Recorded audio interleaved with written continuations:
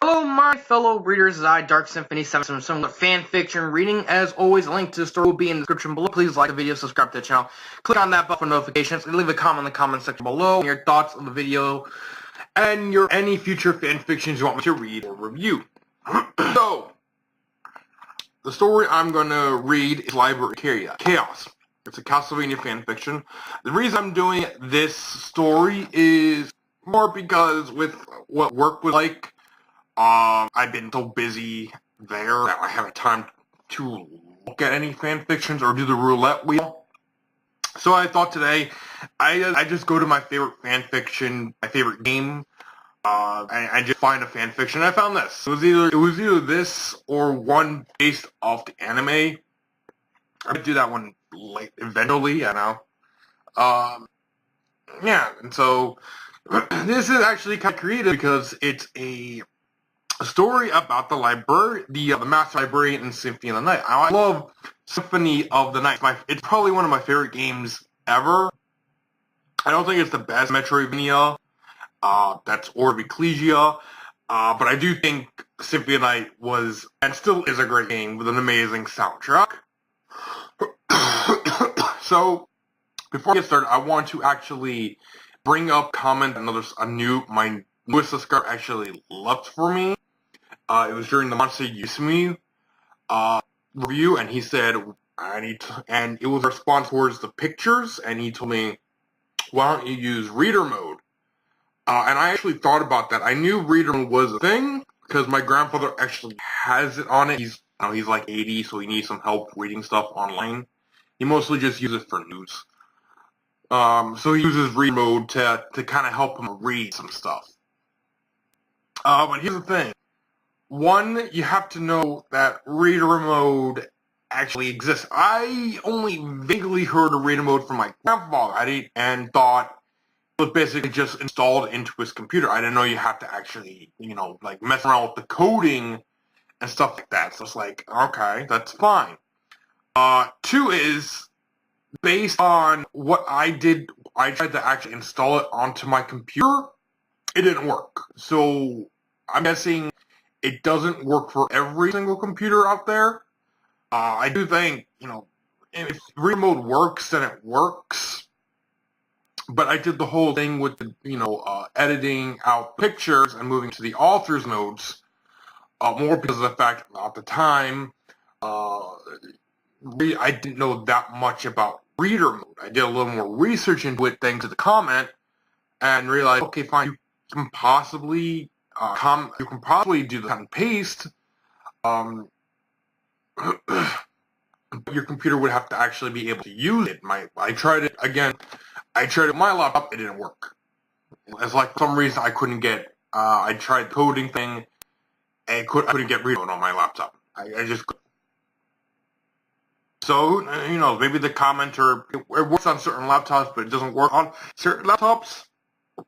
So, I have to do that. So, let's get started. Now that little topic has kind of ended, let's get started. I butchered that name to hell back. Some would say that living as a non-combatant in Castlevania is a foolish notion, but he sees it as an ideal life. A story about the librarian of Symphony of the Night. So, let's get started. In the city of Rome. Oh, that's nice. An old man with a large beard. Okay, that's an interesting way to describe the librarian. It's just an old man with a large beard. Alright. Walked out of the store and headed down the street. This would not have been remarkable, except that he had not been in the store at all. But it was the middle of the day and people were bustling about, getting shopping and chores done. As a result, no one thought it was strange. His red coat was like that of the church officials, so people left him alone. He had to be a respectable elder, right? You got a point. He headed for a house down the street and searched for the lady of the house. I'm trying to do the voice. Oh, what can I help you, young master? Let's see if I can try that. Pardon me, but I heard from a friend that you are selling some books from your family's collection. Is that offer still open? Yes, if you have the money for them, she said. My husband keeps collecting books he already has copies of. It's ridiculous since variations aren't that worthy of investment. The old man nodded, trying to hold back his smile. Right. I've been looking for copies of books I don't have. May I look through his duplicates? This way, she brought him into a private library where books were scattered around in piles and on shelves. I've been sorting through here trying to get this room clean. The ones I can tell are on that shelf. Good, he said, pulling what seemed like a rosary from under his coat, but it had an unusual pattern to its beads, not a sacred pattern. Why don't you go ahead with your sorting and clearing? I'll know what I'm looking for. I'll be here, the lady said, sounding half asleep as she went to check another shelf. With her no longer trouble, the old man took a strange book out of his coat. Its binding seemed to be made with black scales and whiskers. Gold lettering naming it records of books not against. I'm sorry. I actually love reading. I know this, but just the idea of the master librarian, just randomly cutting out books and here's the books you're not in this hustle. Alright, I have that one. Alright. Alright. Just the idea of that name of the book. Record of books not in Castlevania.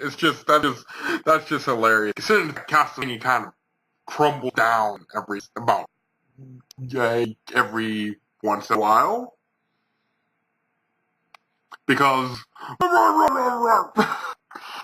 the old man, actually the librarian of Castlevania, traced over a symbol on the book's cover. Let me know which books are in these records. He had opened it up to the first listing page, a couple dozen pages into the book. There were 17 books on the list there. The librarian searched himself for those 17, setting them aside when he found them. In most cases, the books in the library simply arrived there. Mortals would lose track of books and other items, which would slip into Castlevania's grasp when such things were fully forgotten. Or the lesser demons or monsters would occasionally steal things and bring them to the castle. However, that was so haphazard to rely on. The library of Castlevania should be the greatest in the world. But the librarian occasionally made these trips out to buy books. That's not bad. He found all but one of the books on the list. Frowning, he went over to the lady.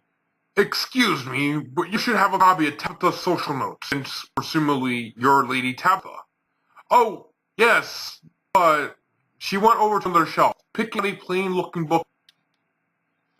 It's just something I wrote about being a proper lady in society without becoming a doormat. I gave a few copies to my daughters, nieces, and friends. But it shouldn't be of much interest to you. Do you have extra copies here? The librarian asked. Yes, his obsession with books must be finished. Yes, I have 2 books, she said. Even with the achievement, she was reluctant. It probably wouldn't be interesting to read. It would be good for a laugh depending on what she recommended. Still, it was a book that wasn't in the castle, so give him that book, damn it! And had so few copies that it might not want into their possession. I was planning on paying in jewels, he said, trying to coax her into it by pulling out his pouch. See, I have plenty of stones, and you get a better price out of them than just the books. I could throw an extra onyx for that one. The onyxes might be the most attractive to most ladies, but he had acquired a number of them recently. You're paying in jewels? She asked slowly, her mind trying to work under the compulsion. Taking out a garnet, he said, Yes, I'm afraid that I'm not of this land, so we'll have to barter. She took the garnet and looked it over. When alone, she might be more critical of the stones even though they interested her.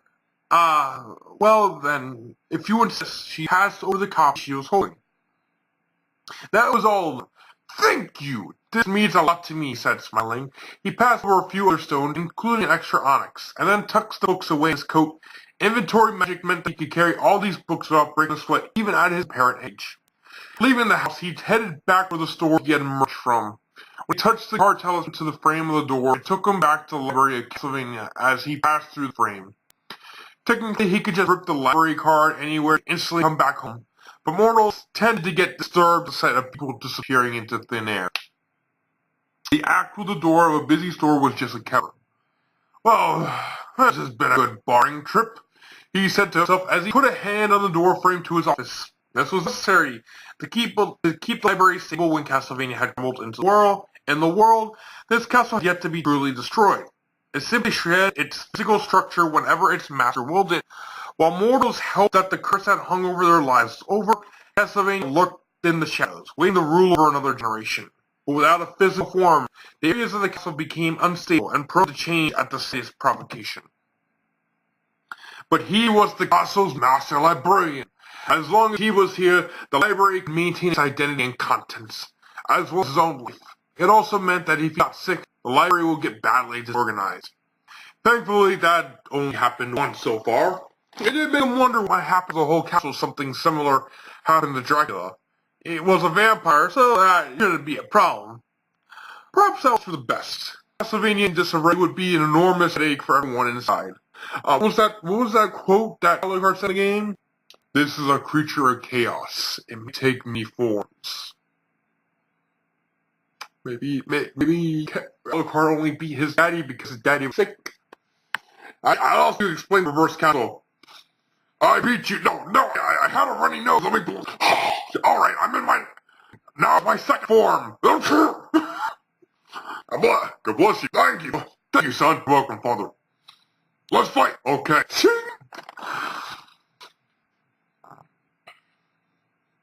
While he was sorting out where the books would go, an imp came with a message. He was being summoned by Dracula. The librarian set the unsorted books on his desk. They should stay there. He then fetched his map of the castle, as it was enchanted to be a full map. It changed continually to match what Castlevania currently was. He used his card talisman to transport around when he needed to leave. He knew some magic, but that wasn't enough to carry him through traversing most areas of the castle. Since Dracula had only sent an imp, he was certain he could teleport to the throne room to respond. The throne room was an area tied strongly to Dracula, so it was a place that rarely changed. Looking pensive, Dracula sat on his throne in spirit form. The librarian bowed to him. Master, what is it you called me here for? Just record keeping, as usual, Dracula said. But first, I know the library was active. You must have run to my son. What did Alucard do there? He had been the one who had bought a few things for the gems, mostly onyxes. The librarian wasn't supposed to sell things except to those Dracula approved of. However, those people rarely came to the library, and more rarely wanted to buy things there. He needed some money for gems to gather books. Although, and having a good stock of gems felt satisfying. As long as customers were willing to sell gems to him, he was willing to sell other things to them. Well, not only do you have a book fetish, you're also very greedy. Ho ho ho. I did encounter him, but he mostly left me alone, the librarian said. Feeling a partial truth should satisfy him. He was in a bad mood about something that I didn't hear about. Are there some strange things elsewhere in the castle? Dracula looked at him a moment, then closed his eyes. There usually is. I expected that he'd do that with you. You two always got along well. Never mind. This meeting is chapped and all rocks. Take notes. He waved his hand, bringing out Alucard's book, ink pen, and ink bottle, all laid out on a desk that was not there. That was a relief. He bowed, and sat at the desk and arranged things to his liking. Given what he had witnessed and heard during his life here, the librarian could easily write up a history of Castlevania and how it endured despite mankind's best efforts to be rid of it. It would be the kind of thing that could never leave his library. Some mortal got hold of such a book, they might discover secrets that could undo everything. Like send the castle into an eclipse, for instance. The ting!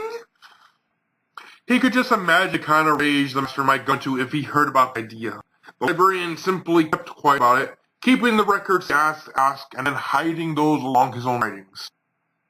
If someone didn't keep records, the castle itself would, and then get careless about where it puts its notes. It already made partial maps of his incarnation and left them where unwanted guests could find him. Chapped appeared next, a figure with frayed edges. Speaking with an equally ragged voice, he said, Lord Dracula, I apologize for this last failure. Your son was much stronger than expected. Frowning at him, Dracula said, That's enough of explanation for how you could fail me a third time. You did not fulfill my request of bringing me into power. That was more difficult than we first thought, Shaft said. That soul wasn't easy to find. I'm not sure she could be brought back. Dracula pounded a fist on his throne. You said you could do it, and you were no help against the Belmont. I was able to salvage the situation by taking control of him, Shaft said. The librarian thought it was a clever plan to put Fate's chosen hero under the master's thumb. It hadn't been for Alucard waking up when he did.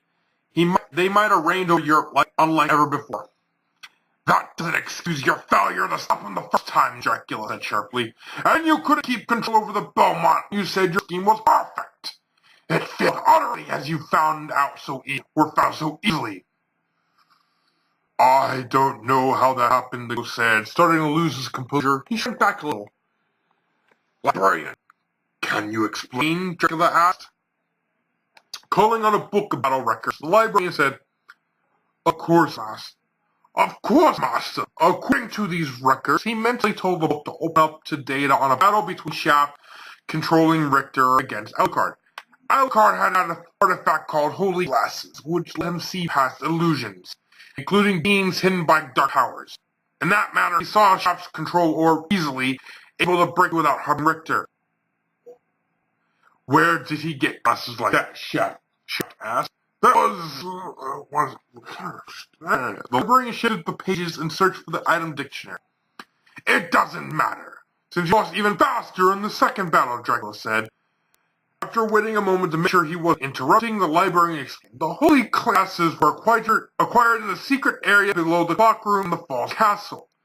There is no explanation how they got here, but items wander into the castle's hold all the time. I believe her name is Maria Bernard. That can't be true, Shaft said, getting some hope off that. The castle wouldn't just let a best item stay inside it. It doesn't make sense. No, there are a number of blessed items recorded in castle treasury books, the librarian said, including a holy sword any vampire hunter outside the Belmont clan would love to have. When he first seen that weapon recorded in the books, he figured that it was the castle keeping it out of mortal hands. Most mortals, even vampire hunters, wouldn't be able to get that deep in. If that doesn't make sense to you, you don't know the castle well, Dracula said. And what about when you fought Alucard directly? You lasted no time at all. I was expecting that kind of strength, he said. Dracula pounded his fist again. You meant you were foolish and weak. Excuse me. You failed me too many times. You will be banished to the chaotic realm.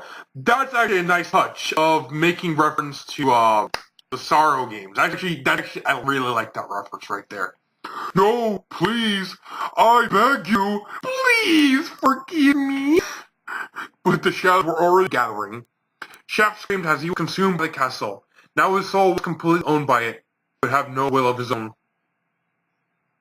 The librarian quietly recorded what occurred. Being consumed completely by the castle was a terrible fate, and it loomed danger to him should he displease Lord Dracula. But as long as he kept making himself useful and non-threatening, it shouldn't happen to him. He lost his name to the castle at some point, but that didn't matter anymore. Not long after, a group of imps forcefully brought all rocks into the room. They were tiny creatures, but were capable of possessing the bodies of others for brief times. Though Allrox was a spirit as well, they managed as a group to overtake his will. He threw them off as he reached the middle of the room. Pesky mongrels, I have you for a snack for that, he said as they flew out of reach. Now is no time for idle threats in this place, Dracula warned him, gave the vampire ghost attention, and she'd be glad I only sent imps after you this time. Here you are, you coward, Auroch said disrespectfully. Approaching him, you should have just sent the message, as I've been looking forward to meeting you. Oh, the balls on Auroch. The master narrowed his eyes at him. What are you doing in my castle?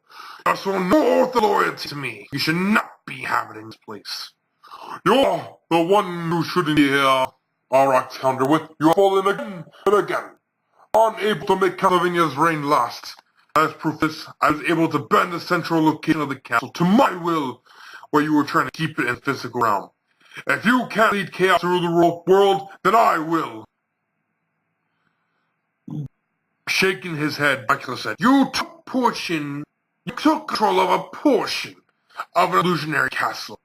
That is no feat to boast of. If you want to prove your wealth, you have to be able to match me. He then flung an arm out as he rose from his throne.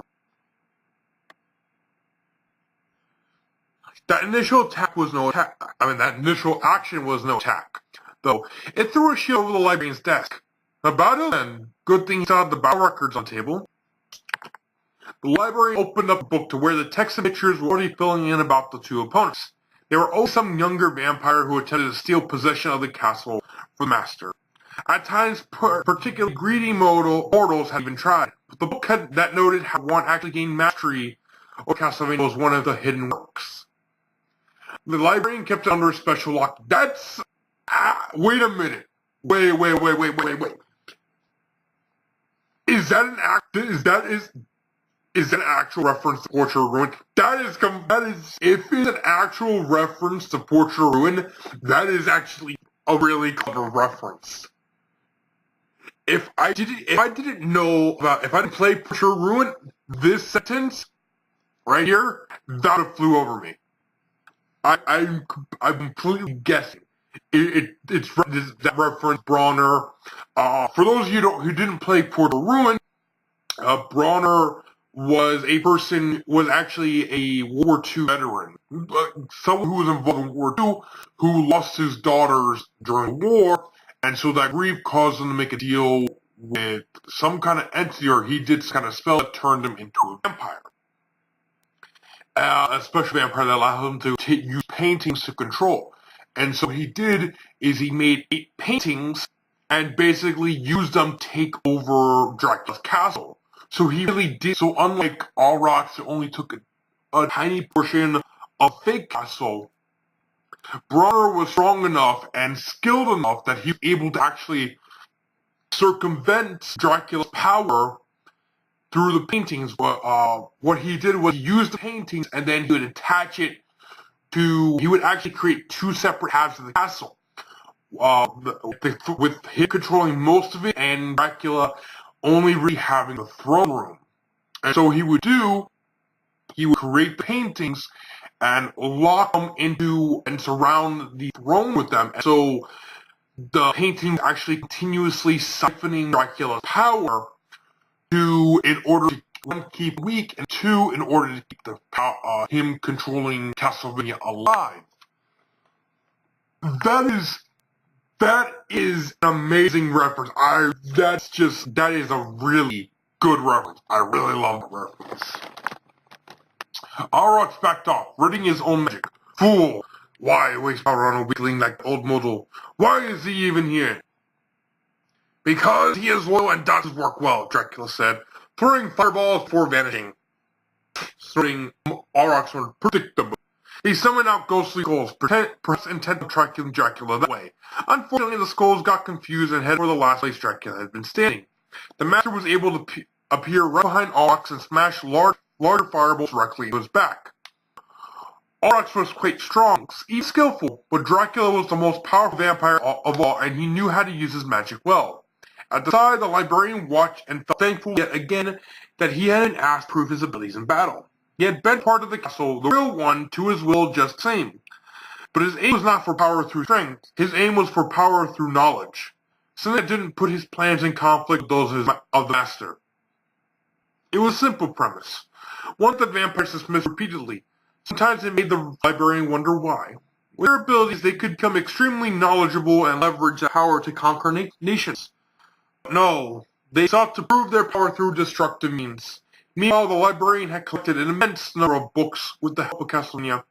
It was the greatest library in the world, he was sure of that. Perhaps even greater now than the great wonder that had been the Library of Alexandria. And all that knowledge was available to him with a snap of his fingers. Whenever he wanted it. That meant he possessed the most knowledge in the world, even treading into competition with the knowledge of angels and true demons. Part of that knowledge was the wisdom to not give Dracula any reason to doubt his loyalty. Excellent fighting, as to be expected of a master, he said once Aurochs' soul had also been consumed by the castle. He was just another rash fool, Dracula said, going back to his throne. Are there any more records to make at this meeting, the librarian asked, placing the quill back into the ink pot. I noticed that Galamoth was in the true castle, another who does not belong to it. No, he replies, stepping back down in the throne and looking off again. Galmoth asked to come in properly. He's always shown respect. And Alucard defeated even a betting through cheese and Galmoth with the barrel circlet. Hey, your son has grown immensely powerful, the librarian said, unable to resist testing the waters a little here. Dracula closed his eyes, staying still for a moment. The librarian tidied up the table, waiting to see if he dismissed. Then Dracula said, I want to ask you about something else. Off the records.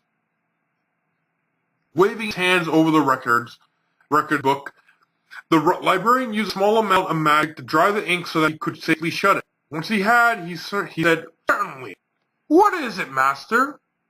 Alucard did prove himself powerfully this time, he said, leaning to rest his head on a hand. Yet he will not embrace the darkness and release his full potential. His mother was the same way in later years, holding herself back when she could have kept growing. I know that, even beforehand, they had both witnessed the ugly realities of the world. Why would neither of them agree that the best solution is making themselves the most powerful being in the world, so none could reign over us? That was a dangerous question to be asked. The librarian was certain that his answer was fine. I have no idea why people chose to follow that kind of morality when it leaves them open to be taken advantage of by everyone else in the world, he said. I mean no ill against your family.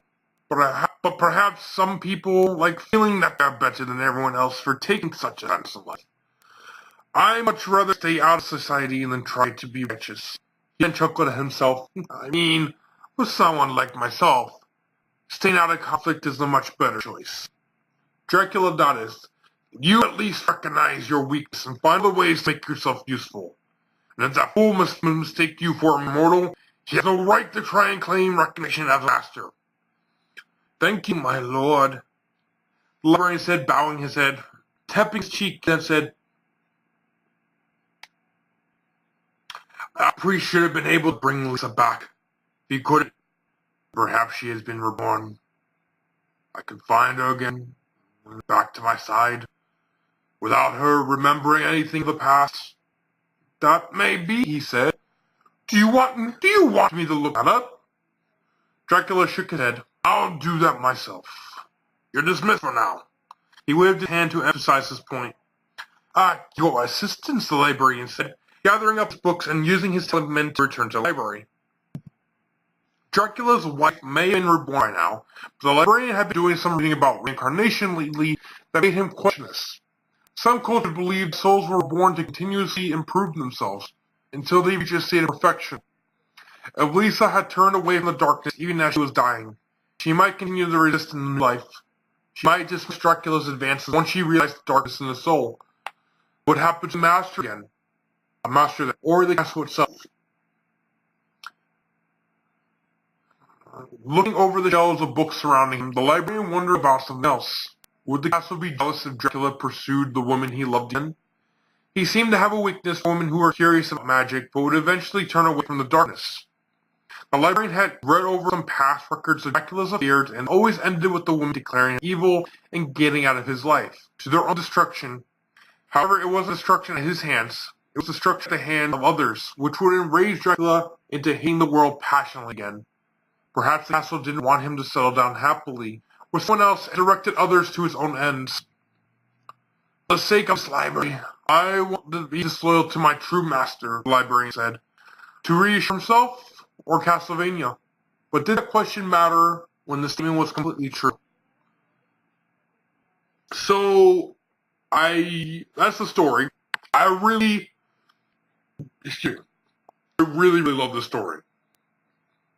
I think it's just a really introspective of a character we don't really know anything about.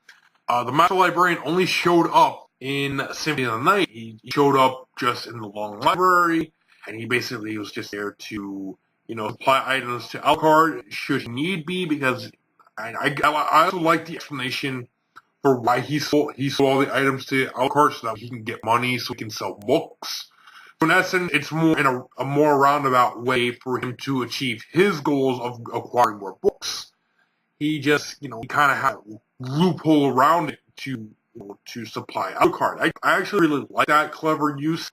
I like the references to the Sorrow games and that really cool reference to Portrait of Ruin. I really love those. Especially since Librarian doesn't really want Dracula about the whole Bronner situation, because I believe if this takes place after War II, then the only person who really know about Bronner shenanigans would be Death. Death in this story, the Librarian. Because Bronner's dead, so it's like, Death completely killed Bronner, so, we don't have to worry about that. On a scale of 1 to 5, I would give this a 4.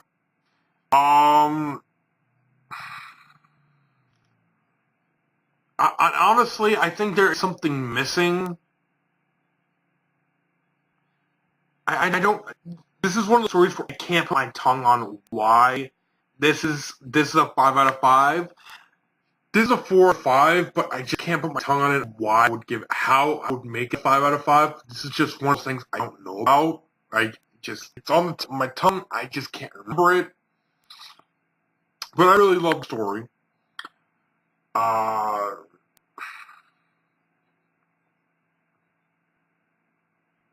I think maybe if they made a reference to possibly someone else in the castle, but not knowing who it is, probably some kind of vague reference to Maria, then maybe, maybe it could have been. Then maybe it could have been 5. That's what it was missing. Some kind of vague reference to Maria. I think that would have actually made the story much better. Was saying that, with them acknowledging that someone did help Alucard, but it was this mysterious intruder instead of the librarian. I think just adding a couple sentences, not even referencing her by name, probably just a sentence saying there was someone else in the castle wandering around, but they could find out who. That would help. I think that would probably be the only thing I would add. I even like the completely open-ended ending, because, it kind of conveys the fact it's like, who's really the master? Who is the librarian truly loyal to, Dracula or the castle itself? That's actually a really creative way to end the story. So overall, I don't know how I would give it a 5 out of 5. I'd give it a 4 out of 5. But it's missing something. I don't know what. Probably, maybe just a reference to Maria will help it, but I don't know.